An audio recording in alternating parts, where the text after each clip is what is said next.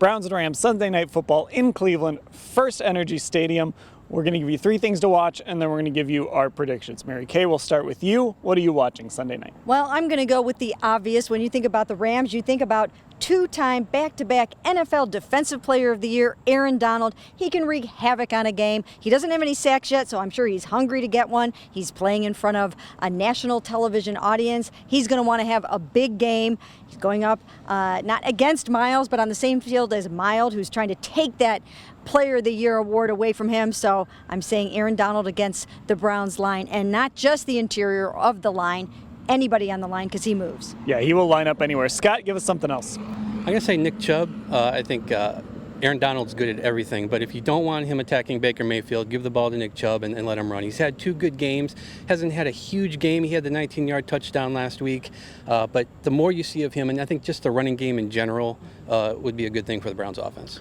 And I'm going to go with the tempo on both sides. The Rams are one of the fastest moving teams in the league when you look at how quickly they get snaps off. Obviously in the NFL it's a little slower than in college, but the Rams are one of the quickest teams in the league. The Browns have been one of the slowest, and I want to see if the Browns can maybe match the Rams' tempo offensively and what sort of problems maybe that tempo causes for the Browns defense, especially because they'll be dealing with new bodies out there. Maybe there'll be some communication issues.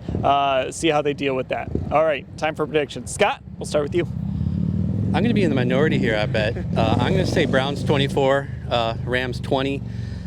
It's prime time. It's the 3rd week. I know there's a lot of injuries, but I think that 3 weeks in, this is the game they work out the kinks on offense. They do just enough. They get big plays on defense from the guys who do play, and they make it happen.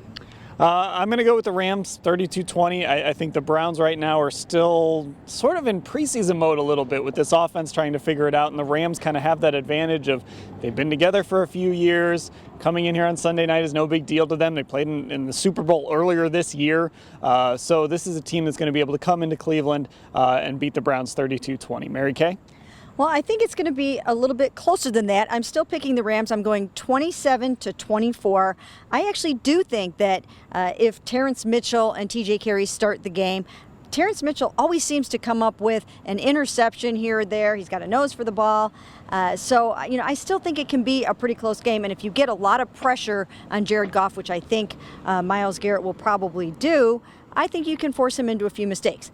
Having said that, I still think the Rams are going to win this game, 27-24. All right, so those are our picks. Of course, we'll cover the game at cleveland.com/Browns and have bonus coverage for you on Football Insider. Sign up for that at cleveland.com/Browns. There's a red banner on top. Text from Mary Kay, a newsletter every day. Sign up at cleveland.com/Browns.